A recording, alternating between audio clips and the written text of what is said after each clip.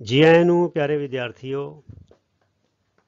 10ਵੀਂ class the science the book the chapter number 3 metals and naan metals. ਇਸ series ਵਿੱਚ ਇਸ ਵੀਡੀਓਜ਼ ਵਿੱਚ ਅਸੀਂ ਇਸ ਚੈਪਟਰ ਦੇ ਨੋਟਸ ਕਰਨ ਜਾ ਰਹੇ ਹਾਂ ਬੱਚੋ। ਸੋ ਇਹਨੂੰ ਅਲੱਗ-ਅਲੱਗ ਸੈਕਸ਼ਨ ਵਿੱਚ ਡਿਵਾਈਡ ਕੀਤਾ ਜਾਏਗਾ ਤਾਂ ਕਿ ਵੀਡੀਓ ਬਹੁਤ ਲੰਬਾ ਨਾ ਹੋ ਜਾਏ, ਨਾਲੇ ਡਿਟੇਲ ਦੇ ਨਾਲ ਆਰਾਮ ਦੇ ਨਾਲ ਸੈਕਸ਼ਨ ਬਾਈ ਸੈਕਸ਼ਨ ਤੁਹਾਨੂੰ ਸਮਝਾਇਆ ਜਾ ਸਕੇ। So in this part we are going to cover the physical properties of metals and non metals। ठीक है।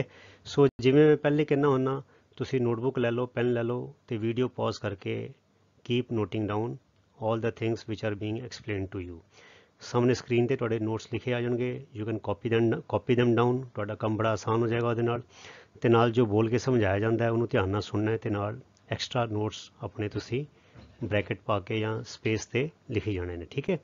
Before proceeding further let me remind you that इसी चैनल के उत्ते मैथ की बुक जी है उसके सोल्यूशन सारे सॉल्व करके including the optional exercises solution explain करके सॉल्व करके एक्सप्लेन करके वो पा दिते गए हैं। Under the title play list में जाओगे तो लिखा आएगा 10th मैथ। 10th मैथ के एक्सट्रा क्वेश्चंस भी है, ट्रिग्नोमेट्री के ते क्वाड्रेटिक इक्वेशंस के ते ट्राइंगल्स के एक्सट्रा क्वेश्चंस भी है। ठीक है। तो 10th ਦੀ मैथ के कुछ चैप्टर्स के नोट्स बना के भी पा दिते गए हैं। खास तौर पर जिथे कुछ कॉन्सैप्चुअल गल्लां हैगियां, सिद्धांतक गल्लां ने, कोई प्रिंसीपल्स है, कोई फॉर्मूले के डेरीवेशनस है, कोई थ्योरम्स है, उन्होंने भी समझा के डिटेल दे विच अलग करके 10th नोट्स। क्योंकि जे तुसी पहले नोट्स पढ़ लोगे, नोट्स ਨੂੰ ਚੰਗੀ ਤਰ੍ਹਾਂ समझ लोगे, सुन लोगे वीडियो, तो फिर जे तुसी एक्सरसाइज करोगे तो तुहानूं एक्सरसाइज छेती समझ आ जाएगी। सो वो तुसी प्लेलिस्ट ਵਿੱਚ जाना है, उत्थे 10th क्लास ਦੀਆਂ मैथ ਦੀਆਂ 3 ਤੁਹਾਨੂੰ ਮਿਲਣਗੀਆਂ ਅਲੱਗ-ਅਲੱਗ playlist. 10th notes math, 10th math मतलब कि ਉਹ क्वेश्चन आंसर ਹੈਗੇ ਨੇ ਸਾਰੇ, ਤੇ 10th मैथ एक्स्ट्रा क्वेश्चनस ਜੇ quadratic equations, triangles, right angle triangles ਤੇ ਟ੍ਰਿਗਨੋਮੈਟਰੀ ਦੇ ਕੁਝ ਐਕਸਟਰਾ ਕੁਐਸਚਨਸ ਹੈਗੇ ਨੇ। ਠੀਕ ਹੈ, ਕਿਤਾਬ ਤੋਂ ਬਾਰੇ। ਸੋ ਓਕੇ ਆਓ ਅਸੀਂ ਹੁਣ ਚੈਪਟਰ 3 ਜਿਹੜਾ ਹੈ ਮੈਟਲਸ ਐਂਡ ਨਾਨ ਮੈਟਲਸ, ਇਹਦੇ ਨੋਟਸ ਜਿਹੜੇ ਨੇ ਉਹ ਸਟਾਰਟ ਕਰੀਏ। अलग वीडियोज़ ਵਿੱਚ ਇਹਦੇ ਇਨਟੈਕਸਟ ਕੁਐਸਚਨਸ ਤੇ ਐਕਸਰਸਾਈਜ਼ਸ ਜਿਹੜੀਆਂ ਉਹ ਅਲੱਗ ਵੀਡੀਓਜ਼ ਉਹਦੇ ਅਲੱਗ ਬਣਾਏ ਜਾਣਗੇ। ਠੀਕ ਹੈ। ਸੋ ਆਓ ਸ਼ੁਰੂ ਕਰੀਏ। ਓਕੇ, ਸਭ ਤੋਂ ਪਹਿਲੇ ਅਸੀਂ ਕੁਝ 2-3 ਡੈਫੀਨੇਸ਼ਨਸ ਜਿਹੜੀਆਂ ਨੇ ਉਹਨਾਂ ਨੂੰ ਰਿਵਾਈਜ਼ ਕਰ ਲਈਏ। What is an element? If a substance can not be broken down further by cooling, heating, chemical reactions or by electrolysis। What is electrolysis? Electrolysis is bringing about a chemical change with the help of electricity, with the help of electric current। ਉਹਨੂੰ ਕਿਹਾ ਜਾਂਦਾ ਹੈ electrolysis। So even by electrolysis or by chemical reactions, if a substance cannot be broken down into simpler substances, then that substance is termed as element। ठीक है। Thus element is the simplest form of a pure substance, simplest form of pure substance consisting of same type of atoms। ਇੱਕੋ ਕਿਸਮ ਦੇ atom ਹੋਣਗੇ ਉਹਦੇ ਵਿੱਚ। ਠੀਕ ਹੈ। Sulphur, iron, copper, zinc, oxygen, nitrogen, ਇੱਥੇ ਕੌਮਾ ਪਾਣਾ ਬੱਚਿਓ, ਆਕਸੀਜਨ ਤੋਂ ਬਾਅਦ comma, nitrogen, carbon et cetera are all examples of elements. ਅਸੀਂ ਜਾਣਦੇ ਹਾਂ ਕਿ ਸਾਡੇ ਜੋ ਪੀਰੀਓਡਿਕ ਟੇਬਲ ਹੈ, in periodic table there are so many elements are there, so they are all elements। Elements ਨੂੰ ਜੁਆਇਨ ਕਰਕੇ ਅਲੱਗ-ਅਲੱਗ ਐਲੀਮੈਂਟਸ ਨੂੰ ਜੁਆਇਨ ਕਰਕੇ ਕੰਪਾਊਂਡ ਬਣਦਾ ਹੈ। ਠੀਕ ਹੈ। So element is the simplest form of any substance which exist. ਠੀਕ ਹੈ। Which can not be further broken down into further simpler substances. ठीक है। आओ आगे चलिए। There may be an infinite variety of substances in the universe. कई किस्म के एलीमेंट है ने, but the number of elements forming these substances is limited। ਜਿਹੜੇ ਪਦਾਰਥ ਨੇ, ਸਬਸਟੈਂसेस ਨੇ, they are unlimited। ਠੀਕ ਹੈ। ਜੋੜ ਕੇ ਜਿਵੇਂ ਅਸੀਂ ਕਹੀਏ ਕਿ there are only 10 digits 1 2 3 4 5 6 7 8 9 and 0, but numbers are infinite। इसी तरह there are infinite substances but the elements are limited। so there are 94 naturally occurring elements। periodic table ਵਿੱਚ ज़्यादा elements ने, but they are not stable and there many elements are made artificially। so 94 are the naturally occurring elements। ठीक है। and they are broadly classified as metals and non metals। broadly means मोटे तौर पे ਉਹਨਾਂ ਨੂੰ metals ਅਤੇ naan metals ਵਿੱਚ ਵੰਡਿਆ ਗਿਆ ਹੈ। And most of the elements are metals. ਇਹਨਾਂ ਵਿੱਚੋਂ ਜ਼ਿਆਦਾ ਗਿਣਤੀ ਮੈਟਲਸ ਦੀ ਹੈ। The remaining are either non metals or metalloids. ਠੀਕ ਹੈ, ਹੁਣ ਮੈਟਾਲੋਇਡਸ ਕੀ ਹੈ ਬੱਚਿਓ? ਮੈਟਾਲੋਇਡਸ possess properties of both metals and non-metals. For example, silicon, boron, they are metalloids. So silicon is a very commonly used example of metalloid. ठीक है, electronics ਵਿੱਚ बड़ा use ਹੁੰਦਾ है silicon. So silicon is a metalloid. So ਇਹਦਾ ਮਤਲਬ ਕੀ ਹੈ ਬੱਚਿਓ ਕਿ elements can be divided into metals and non-metals, and there are certain elements which have properties of both the metals as well as non-metals, and they are termed as metalloids. ठीक है, okay चलिए अगली गल आ गई atom. The smallest unit of an element is known as atom. ठीक है, a given sample of an element contains only one kind of atom. अगर iron का एलीमेंट है तो सारे एटम आयरन के होंगे, अगर कार्बन एलीमेंट है तो सारे एटम वो कार्बन के ही होंगे। ठीक है, so a given sample of an element, a pure element, ठीक है, in a simplest form will have atoms only of that type. ठीक है, the atom of an element remains unaffected by physical changes in the element. हुण बड़ी important गल है, atom of an element is not affected by physical changes, temperature, humidity, है ना, ਇਹ ਚੀਜ਼ਾਂ ਦੇ ਨਾਲ ਉੱਤੇ ਕੋਈ ਫਰਕ ਨਹੀਂ ਪੈਂਦਾ, ਔਰ physical state. For example, an atom of liquid sulphur is exactly similar to the atom of solid और वेपर सल्फर। अर्थात सल्फर चाहे लिक्विड फॉर्म ਵਿੱਚ ਹੋਵੇ, ਚਾਹੇ ਸੋਲਿਡ ਫॉर्म ਵਿੱਚ ਹੋਵੇ, ਚਾਹੇ ਗੈਸ਼ੀਅਸ ਫॉर्म ਵਿੱਚ ਹੋਵੇ, ਉਹਦੇ ਜਿਹੜੇ ਐਟਮ ਨੇ ਉਹ ਸੇਮ ਹੋਣਗੇ।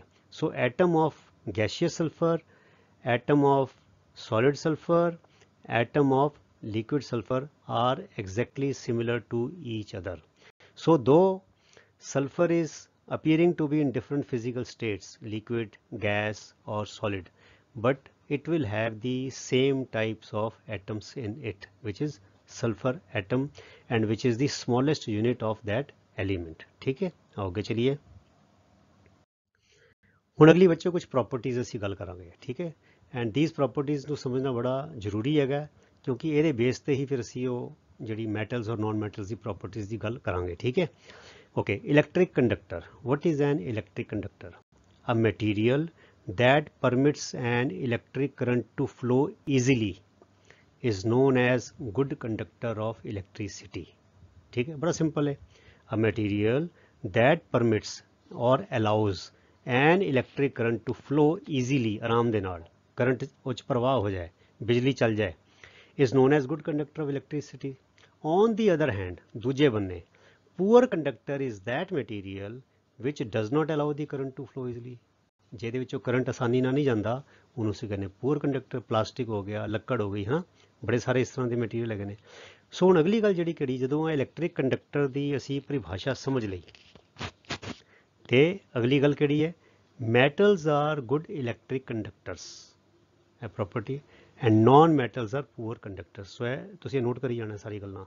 ਸੋ metals are good conductors of electricity and non-metals are poor conductors of electricity. For this reason, इसी करके electric wires are made of aluminium or copper and not of sulfur or coal, because sulfur and coal are non-metals. Aluminium and copper are metals.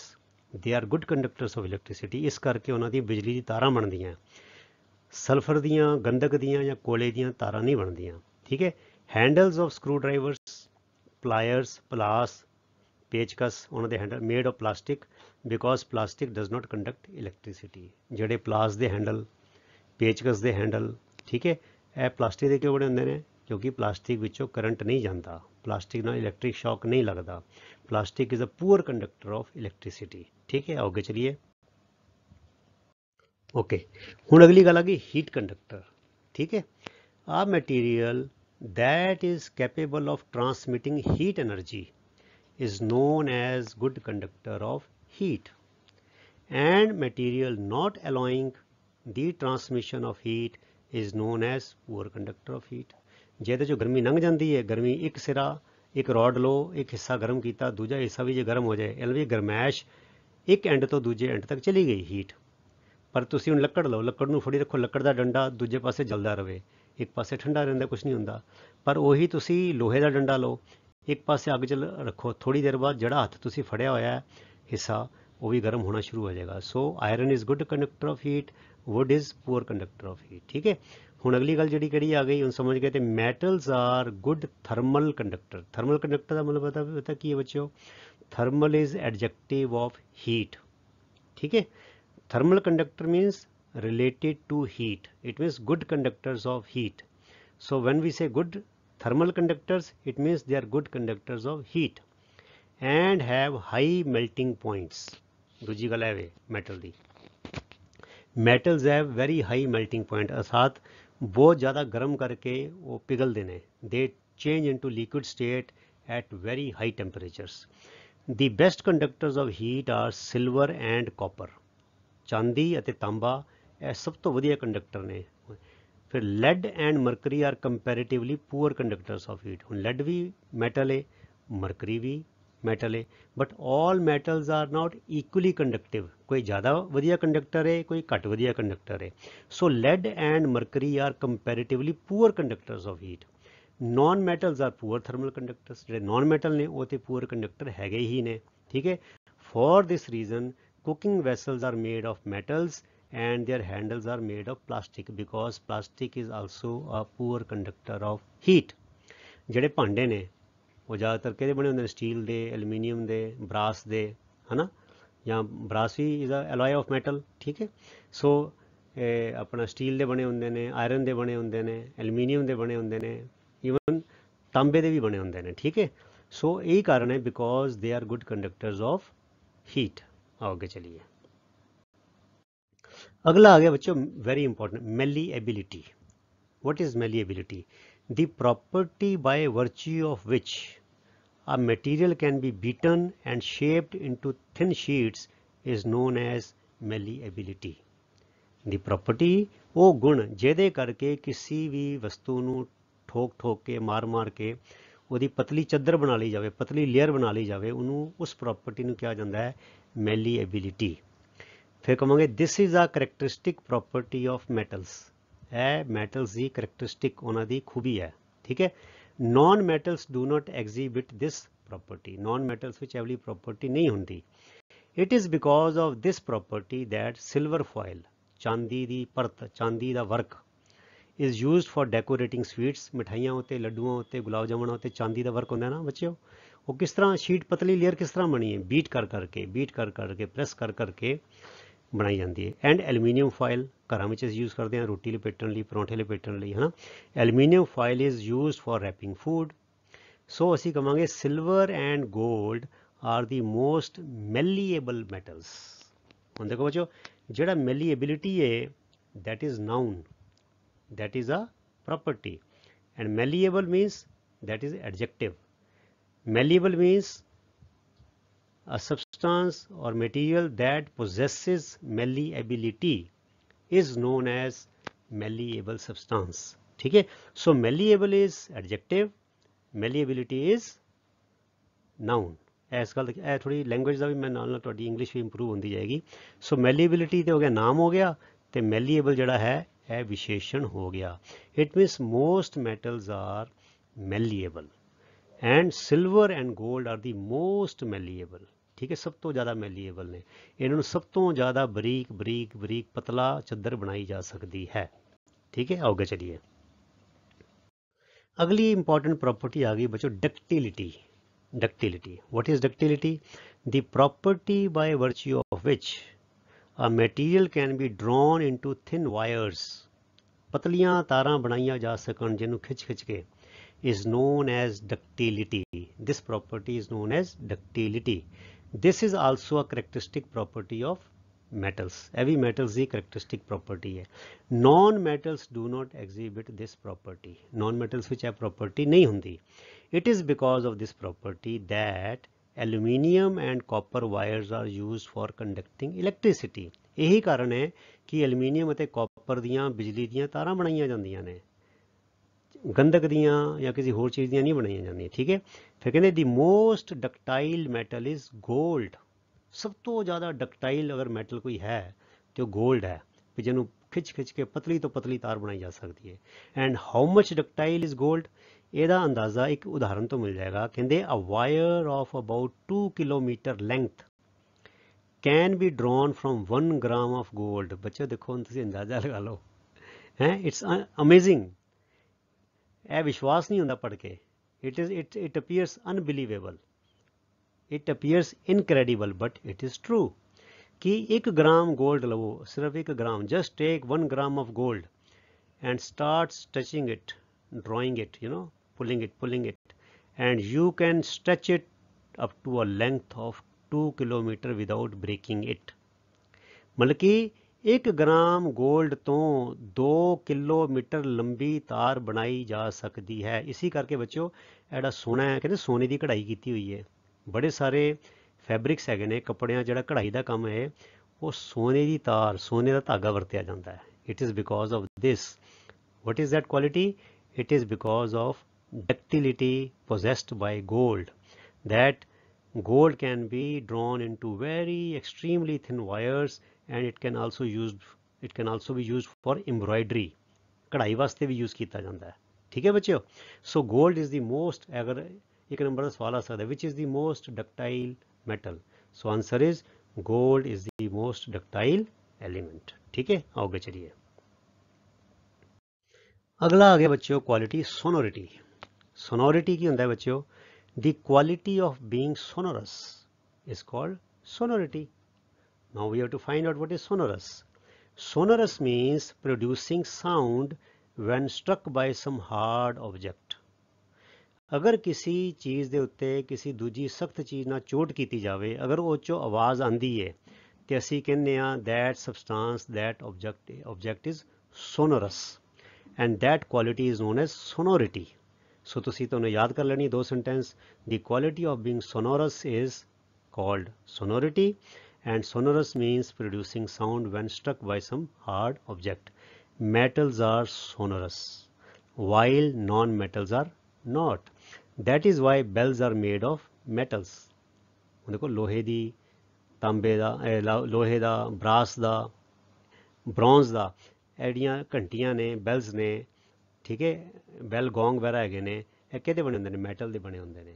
So when you strike a metal sheet with hammer, lot of sound is produced। ਅਸੀਂ ਦੇਖਦੇ ਹਾਂ ਜਦੋਂ ਲੋਹੇ ਦਾ ਕੰਮ ਹੋ ਰਿਹਾ ਹੁੰਦਾ, ਜਦੋਂ ਹੈਮਰ ਮਾਰੀ ਜਾਂਦੀ ਹੈ, ਲੱਕੜ ਤੇ ਹੈਮਰ ਮਾਰੋ ਆਵਾਜ਼ ਨਹੀਂ ਆਉਂਦੀ ਇੰਨੀ, ਪਰ ਉਹੀ ਲੋਹੇ ਦੇ ਸਲੈਬ ਉੱਤੇ ਮਾਰੋ, ਲੋਹੇ ਦੇ ਸਰੀ ਉੱਤੇ ਮਾਰੋ ਤੇ ਕਿੰਨੀ ਜ਼ੋਰ ਦੀ ਆਵਾਜ਼ ਆਉਂਦੀ ਹੈਗੀ ਹੈ।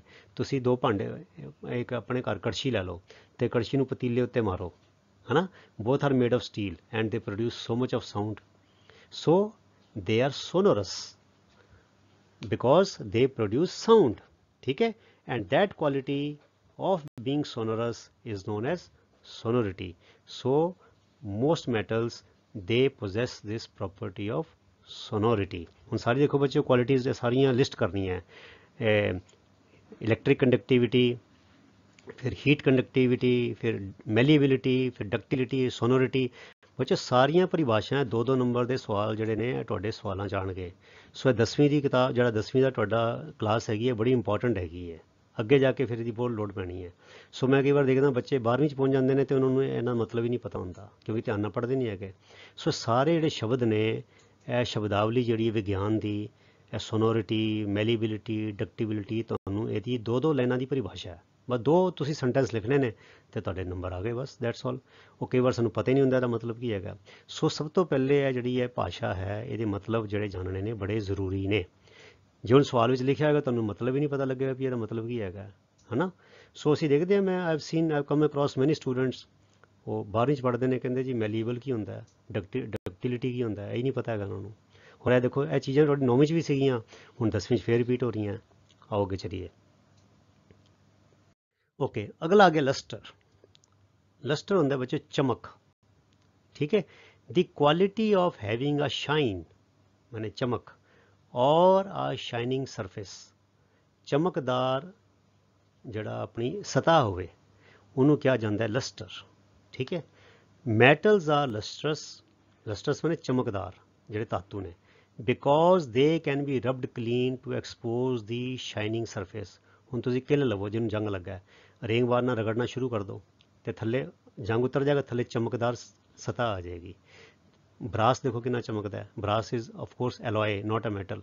ਠੀਕ ਹੈ, ਆਇਰਨ ਨੂੰ ਵੀ ਤੁਸੀਂ ਉਹਦਾ ਉਤਾਰ ਦਿਓ, ਚਾਂਦੀ ਪਈ ਕਾਲੀ ਹੋ ਜਾਂਦੀ ਹੈ, ਪਰ ਤੋਂ ਤੁਸੀਂ ਉਹਨੂੰ ਰਗੜ ਦਿਓ ਤੇ ਥੱਲੇ ਚਮਕਦਾਰ ਚਾਂਦੀ ਨਿਕਲ ਜਾਂਦੀ। ਸੋਨਾ ਵੀ ਚਮਕਦਾਰ ਹੈਗਾ। ਸੋ ਆਲ ਮੈਟਲਸ ਆਰ ਸ਼ਾਈਨੀ। ਕੁਛ ਆਪਣੀ ਐਕਸੈਪਸ਼ਨਸ ਹੈਗੀਆਂ, ਉਹ ਅੱਗੇ ਅਸੀਂ ਕਵਰ ਕਰਾਂਗੇ। ਠੀਕ ਹੈ, ਅਗਲੀ ਗੱਲ ਆ ਗਈ hardness.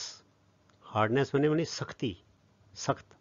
The quality of being rigid, rigid ਮੈਨੇ ਕਠੋਰ, ਸਖਤ, ਐਂਡ ਰੈਜ਼ਿਸਟੈਂਟ ਟੂ ਪ੍ਰੈਸ਼ਰ, ਮਤਲਬ ਉੱਤੇ ਕੋਈ ਦਬਾਅ ਪਾਏ ਤੇ ਉਹ ਆਪਣੀ ਸ਼ੇਪ ਬਣਾ ਕੇ ਰੱਖੇ, ਇਹਨੂੰ ਕਿਹਾ ਜਾਂਦਾ ਹਾਰਡਨੈਸ, ਸਖਤੀ। ਠੀਕ ਹੈ, metals are hard and have high melting points, ਐਸੀ ਗੱਲ ਪਹਿਲੇ ਵੀ ਕੀਤੀ ਹੈ। ਸੋ ਮੈਟਲਸ ਹਾਰਡ ਹੁੰਦੇ ਨੇ and they have high melting points. ਦੇ can not B cut with a knife. ਹੁਣ ਲੋਹੇ ਨੂੰ ਹੈ ਨਾ, ਤੇ ਤੁਸੀਂ ਆਪਣਾ ਦੇਖੋ ਚਾਂਦੀ ਨੂੰ, ਸੋਨੇ ਨੂੰ, ਇਹਨੂੰ ਤੁਸੀਂ ਇਹਨਾਂ ਚਾਕੂ ਨਾਲ ਨਹੀਂ ਕੱਟ ਸਕਦੇ। ਠੀਕ ਹੈ, ਹੁਣ ਤੁਸੀਂ ਲੋਹੇ ਦਾ ਕੋਈ ਕਿੱਲ ਲੈ ਲਓ, ਉਹਨੂੰ ਚਾਕੂ ਨਾਲ ਕੱਟ ਸਕਦੇ ਨਹੀਂ। ਹਾਂ, ਹੈਕਸਾ ਨਾਲ ਕੱਟ ਸਕਦੇ ਹਾਂ, ਜਿਹੜੀ ਲੋਹੇ ਦੀ ਆਰੀ ਹੁੰਦੀ ਹੈ, ਪਰ ਚਾਕੂ ਨਾਲ ਨਹੀਂ ਕੱਟਿਆ ਜਾਂਦਾ। Or some sharp object. However the hardness varies from metal to metal. ਪਰ ਸਾਰੇ ਮੈਟਲ, ਸਾਰੀਆਂ ਧਾਤੂ ਇੱਕੋ ਜਿਹੀਆਂ ਹਾਰਡ ਨਹੀਂ ਹੁੰਦੀਆਂ। ਇਟ ਵੇਰੀਜ਼ ਫਰੋਮ ਧਾਤੂ ਤੋਂ, ਕੋਈ ਧਾਤੂ ਜ਼ਿਆਦਾ ਸਖਤ ਹੁੰਦੀ ਹੈ, ਕੋਈ ਧਾਤੂ ਘੱਟ ਸਖਤ ਹੁੰਦੀ ਹੈ। Some metals are very hard, some metals are moderately hard and some metals are very little hard. ਠੀਕ ਹੈ, ਆਓ ਅੱਗੇ ਚਲੀਏ। ਹੁਣ ਬੱਚੇ ਦੇਖੋ, ਇਹ ਅਸੀਂ ਕੁਆਲਿਟੀਜ਼ ਡਿਸਕਸ ਕਰ ਲਈਆਂ। ਹੁਣ ਸਾਰਿਆਂ ਦਾ ਅਸੀਂ ਇੱਕ ਨਿਚੋੜ ਕੱਢਿਆ, ਇਹ ਤੁਹਾਨੂੰ ਯਾਦ ਹੋਣਾ ਚਾਹੀਦਾ ਸਾਰੇ points. 10 metals can be distinguished from non metals on the basis of their physical properties. ਅਰਥਾਤ ਜਿਹੜੀ ਫਿਜ਼ੀਕਲ ਪ੍ਰੋਪਰਟੀਜ਼ ਨੇ ਉਹਦੇ ਆਧਾਰ 'ਤੇ ਮੈਟਲਸ ਅਤੇ ਨੋਨ ਮੈਟਲਸ ਨੂੰ ਇੱਕ ਦੂਜੇ ਤੋਂ ਅੱਡ ਅੱਡ ਪਛਾਣ ਕੀਤੀ ਜਾ ਸਕਦੀ ਹੈ। ਸੋ ਪਹਿਲੀ ਗੱਲ ਕਿਹੜੀ ਹੈ, ਮੈਟਲਸ ਆਰ ਹਾਰਡ ਐਂਡ ਲਸਟਰਸ, ਉਹ ਸਖਤ ਹੁੰਦੇ ਨੇ ਤੇ ਚਮਕਦਾਰ ਹੁੰਦੇ ਨੇ। They R sonorous, sound producing, ductile, they can be drawn into wires, and malleable, they can be drawn into beaten into sheets. ठीक है, they are good conductors of heat and electricity. ਤੁਸੀਂ ਵੀ ਦੇਖੋ ਬੱਚੋ ਗਰੁੱਪਿੰਗ ਕਰ ਸਕਦੇ ਹੋ, hard and ਲਸਟਰਸ ਹੋ ਗਿਆ, ਡਕਟਾਈਲ, ਮੈਲੀਏਬਲ ਤੇ sonorous ਹੋ ਗਿਆ। ਠੀਕ ਹੈ, ਗੁੱਡ ਕੰਡਕਟਰ, ਹੀਟ ਵੀ ਤੇ ਇਲੈਕਟ੍ਰੀਸਿਟੀ ਵੀ। ਫਿਰ ਆ ਗਿਆ iron, copper, aluminium, calcium, magnesium etcetera are some examples of metals. ਤੇ ਤੁਸੀਂ ਕੁਝ ਮੈਟਲ ਦੇ ਉਦਾਹਰਣ ਵੀ ਦੇ ਦੇਣੇ ਨੇ। ਠੀਕ ਹੈ, ਆਓ ਅੱਗੇ ਚਲੀਏ। ਹੁਣ ਅਗੇ non metals. In contrast, non metals are soft, ਉੱਥੇ ਸੀ ਹਾਰਡ, ਇੱਥੇ ਲਿਖ ਦੇਣਾ soft, and have low melting points, ਬੜੀ ਜਲਦੀ ਪਗੜ ਜਾਂਦੇ ਨੇ, ਬੜੀ ਜਲਦੀ ਪਿਘਲ ਜਾਂਦੇ ਨੇ। ਦੇ ਆਰ ਡਲ, ਮਤਲਬ ਡਲ ਬਣੇ ਕਿਹਦਾ ਉਲਟਾ ਹੈ, ਲਸਟਰਸ, ਉਹ ਚਮਕਦਾਰ ਹੁੰਦੇ ਨੇ, ਇਹ ਡਲ ਹੁੰਦੇ ਨੇ, ਇਹਨਾਂ 'ਚ ਕੋਈ ਚਮਕ ਨਹੀਂ ਹੁੰਦੀ। They are dull in appearance and break down into powdery mass on tapping with hammer. ਜਿੱਦਾਂ ਹੀ ਉੱਤੇ ਹਥੌੜੀ ਮਾਰੋ, ਸੱਟ ਮਾਰੋ, ਉਹ ਪੁੰਗਰ ਜਾਂਦੇ ਨੇ। ਠੀਕ ਹੈ, ਮਤਲਬ ਉਹਨਾਂ ਦਾ ਚੂਰ ਭੂਰ ਹੋ ਜਾਂਦੀ ਹੈ। They can not be drawn into wires, they can not be beaten into sheets. ਮਤਲਬ ਕੋਲੇ ਦੀ ਜਾਂ ਗੰਧਕ ਦੀ, ਸਲਫਰ ਦੀ ਅਸੀਂ ਚਾਦਰਾਂ ਨਹੀਂ ਬਣਾ ਸਕਦੇ, ਅਸੀਂ ਉਹਦੀ ਤਾਰਾਂ ਨਹੀਂ ਬਣਾ ਸਕਦੇ। They are not sonorous, they do not produce sound and are poor conductors of heat and electricity. ਸਾਰੀਆਂ ਗੱਲਾਂ ਬਿਲਕੁਲ ਉਹਦੇ ਉਲਟ ਉਲਟ ਹੈਗੀਆਂ। ਠੀਕ ਹੈ, these materials are called non-metals. The non-metals are either solids or gases except bromine. ਮਤਲਬ ਨੋਨ ਮੈਟਲ ਨੇ ਜਾਂ ਤੇ ਗੈਸਾਂ ਦੇ ਰੂਪ 'ਚ ਹੁੰਦੇ ਨੇ ਜਾਂ ਇਹ ਠੋਸ ਦੇ ਰੂਪ ਵਿੱਚ ਹੁੰਦੇ ਨੇ। ਪਰ ਇੱਕ ਅਪਵਾਦ ਹੈਗਾ ਕਿ ਜੋ ਬਰੋਮੀਨ ਹੈ, bromine is a liquid. Bromine ਇੱਕ ਲਿਕੁਇਡ ਹੈਗਾ ਤੇ ਬਾਕੀ ਜਿਹੜੇ ਨੋਨ ਮੈਟਲ ਨੇ ਉਹ ਜਾਂ ਸੋਲਿਡ ਨੇ ਤੇ ਜਾਂ ਗੈਸਾਂ ਨੇ। ਫੋਰ ਐਗਜ਼ਾਮਪਲ, ਹੁਣ ਐਗਜ਼ਾਮਪਲ ਦੇ ਦਈਏ, ਸਲਫਰ ਸੋਲਿਡ ਹੈ, ਕਾਰਬਨ ਸੋਲਿਡ ਹੈ, ब्रोमीन लिक्विड है, क्लोरीन गैस हो गई, ऑक्सीजन गैस हो गई, फॉस्फोरस सॉलिड है, दे आर नॉन मैटल्स। सो ਇਹ नॉन मैटल ਦੇ ਉਦਾਹਰਨ ਦੇ ਰਹੇ ਨੇ। ब्रोमीन लिक्विड ਦਾ ਦੇ ਰਹਿਣਾ ਹੈ, ऑक्सीजन, क्लोरीन है ना, आर्गन हो गया, क्रिप्टॉन हो गया, ਇਹਨਾਂ ਦਾ ਗੈਸਾਂ ਦਾ ਦੇ ਰਹਿਣਾ ਉਦਾਹਰਨ। ਫਿਰ ਸਲਫਰ, ਕਾਰਬਨ, ਫਾਸਫੋਰਸ ਇਹ ਸੋਲਿਡ ਹੈਗੇ ਨੇ, ਇਹਨਾਂ ਦਾ ਨॉन मैटल ਦਾ ਉਦਾਹਰਨ ਦੇ ਰਹਿਣਾ। ਠੀਕ ਹੈ, ਆਓ ਅੱਗੇ ਚਲੀਏ। ਓਕੇ, ਹੁਣ ਕੁਝ ਐਕਸੈਪਸ਼ਨਸ ਵੀ ਪਤਾ ਹੋਣੀ ਚਾਹੀਦੀਆਂ। There are some exceptions. Metals like lithium, sodium and potassium are soft and can be cut with a knife. ਹੁਣ ਤੁਹਾਨੂੰ ਪਤਾ ਹੋਣਾ ਚਾਹੀਦਾ। We just mentioned that metals are hard and they cannot be cut with a sharp object or a knife. ਫਿਰ ਅਸੀਂ ਇਹ ਗੱਲ ਵੀ ਕਹੀ ਸੀ, however the hardness varies from metal to metal. ਤੇ ਐਕਸੈਪਸ਼ਨਸ ਹੋਰ ਕੀ ਹੈਗੀਆਂ ਕਿ lithium, sodium and potassium, they are metals but they are soft and can be cut with a knife, these are the exceptions. ਠੀਕ ਹੈ। ਫਿਰ ਅਗਲੀ ਗੱਲ, they have low densities and low melting points, ਇਹਨਾਂ ਦੀ ਡੈਂਸਿਟੀ ਤੇ melting point ਵੀ low ਹੈਗਾ, ਕਿਉਂਕਿ ਅਸੀਂ ਕਿਹਾ ਸੀ metals have high densities and they have high melting points. ਫਿਰ ਅਗਲੀ ਗੱਲ ਹੈ, metals gallium and caesium also have very low melting points. ਅਗਲਾ ਐਕਸੈਪਸ਼ਨ ਆ ਗਿਆ, ਗੈਲੀਅਮ ਤੇ caesium also have very low points. These two metals will melt if kept on palm, palm ਉੱਤੇ ਰੱਖਣ ਨਾਲ ਕਿਉਂ ਪਿਘਲ ਜਾਣਗੇ, ਕਿਉਂਕਿ ਬੋਡੀ ਦੀ ਹੀਟ ਨਾਲ ਹੀ, ਜਿਹੜੀ ਬੋਡੀ ਵਿੱਚ ਹੀਟ ਹੈ ਉਹ ਤੋਂ ਹੀਟ ਜਾਏਗੀ, ਉਹਦੇ ਨਾਲ ਹੀ ਉਹ ਦੇ ਵਿਲ ਮੈਲਟ। ਠੀਕ ਹੈ। And mercury is the only metal which is found in liquid state at room temperature. ਹੈ ਆਂਸਰ ਕੁਐਸਚਨ ਆ ਸਕਦਾ ਹੈ, ਨੇਮ ਦੀ metal which is liquid at room temperature, ਤੇ ਆਂਸਰ ਲਿਖ ਦੇਣਾ mercury. Mercury is the only matter which is liquid at room temperature. It is used in thermometers, it is used in ਆਪਣਾ ਜਿਹੜਾ ਕੀ ਕਹਿੰਦੇ ਨੇ hygrometers, it is also used in sphygmomanometers, ਜਿਹੜੀ blood pressure ਦੀ machine ਹੁੰਦੀ ਹੈ ਉਹਦੇ ਵਿੱਚ ਵੀ use ਕੀਤਾ ਜਾਂਦਾ ਹੈ। ਠੀਕ ਹੈ। ਫਿਰ ਅਗਲਾ ਐਕਸੈਪਸ਼ਨ ਕਿਹੜਾ ਆ ਗਿਆ, iodine is a non metal which is lustrous. ਅਸੀਂ ਕਿਹਾ ਕਿ non metals are dull, they are not lustrous, but iodine is one non metal which is lustrous. ठीक है, आगे चलिए। Exceptions are continuing and we have reached the last slide of this episode. ठीक है। So carbon is a non-metal that can exist in different forms. Carbon non-metal है, but बच्चों it can exist in different forms. ठीक है। ਇਹ ਤੁਸੀਂ ਅਗਲੇ chapter 'ਚ ਹੀ ਪੜ੍ਹੋਗੇ ਜਿਹੜਾ ਕਾਰਬਨ ਦੇ ਨਾਲ ਆਏਗਾ, ਮਤਲਬ ਇਹ ਵਨ ਆਫ ਦਾ ਚੈਪਟਰਸ ਹੈਗੇ ਨੇ ਤੁਹਾਡੇ 10th ਵਿੱਚ, ਉਹ 'ਚ ਡਿਟੇਲ ਵਿੱਚ ਹੀ ਪੜਾਂਗੇ। And each form is called allotrope. ਇਹ ਇੱਕ ਫਿਨੋਮੀਨਨ ਹੈਗਾ, ਮੈਂ ਥੱਲੇ ਡੈਫੀਨੇਸ਼ਨ ਪਾ ਦਿੱਤੀ ਹੈ, ਇਹਦੀ ਵਿਚਾਰ ਵੀ ਕਰਦੇ ਹਾਂ briefly. So diamond and allotrope of carbon is the hardest natural substance known. ਦੇਖੋ ਕਿੰਨੀ ਅਜੀਬ ਗੱਲ ਹੈ, diamond is a non metal, ਠੀਕ ਹੈ, but it is the hardest known substance, it is even harder than metals. ਬਲਕਿ ਬੱਚਿਓ ਜਿਹੜੇ ਵੈਰੀ ਹਾਰਡ ਮੈਟਲਸ ਜਿਹੜੇ ਨੇ they are cut with the help of diamond. So ਦੇਖੋ ਇਹ ਐਕਸੈਪਸ਼ਨ ਹੈਗੀ ਹੈ ਬੜੀ ਕਮਾਲ ਦੀ। So carbon is a non metal and carbon occurs in different forms. Those different forms are known as allotropes. ਦੋ allotropes ਜਿਹੜੇ most common ਨੇ, which one is graphite and another is diamond. ठीक है। So diamond is the hardest natural substance known. एक exception है because it's a non-metal yet it is very hard and it has a very high melting and boiling point. The boiling point and melting point भी बहुत ज़्यादा है। फिर graphite is another allotrope of carbon, is a conductor of electricity. What did we learn before this? That non-metals are poor conductors of electricity.